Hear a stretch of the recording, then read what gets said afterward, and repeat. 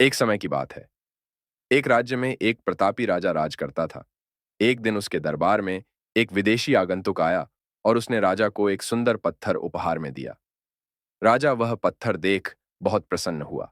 उसने उस पत्थर से भगवान विष्णु की प्रतिमा का निर्माण कर उसे राज्य के मंदिर में स्थापित करने का निर्णय लिया और प्रतिमा निर्माण का कार्य राज्य के महामंत्री को सौंप दिया।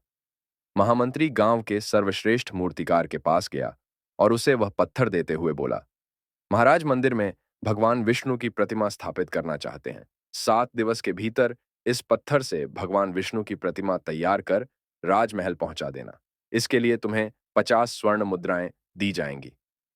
50 स्वर्ण मुद्राओं की बात सुनकर मूर्तिकार खुश हो गया और महामंत्री के जाने के उपरांत प्रतिमा का निर्माण कार्य प्रारंभ करने के उद्देश्य से अपने औजार निकाल लिए।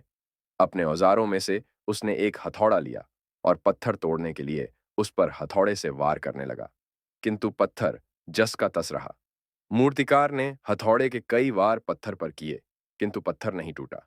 50 बार प्रयास करने के उपरांत मूर्तिकार ने अंतिम बार प्रयास करने के उद्देश्य से हथौड़ा उठाया, किंतु यह सोचकर हथौड़े पर प्रहार करने के पूर्व ही उसने हाथ खींच लिया कि जब 50 बार वार करने से पत्थर नहीं टूटा, तो अब क्या टूटेगा।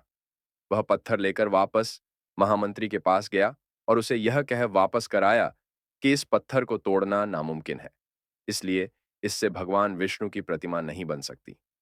महामंत्री को राजा का आदेश हर स्थिति में पूर्ण करना था, इसलिए उसने भगवान विष्णु की प्रतिमा निर्मित करने का कार्य गांव के एक साधारण से मूर्तिकार को सौंप दिया। पत्थर लेकर मूर्तिकार ने महामंत्री के सामने ही उस पर हथौड़े से प्रहार किया और वह पत्थर एक बार में ही टूट गया।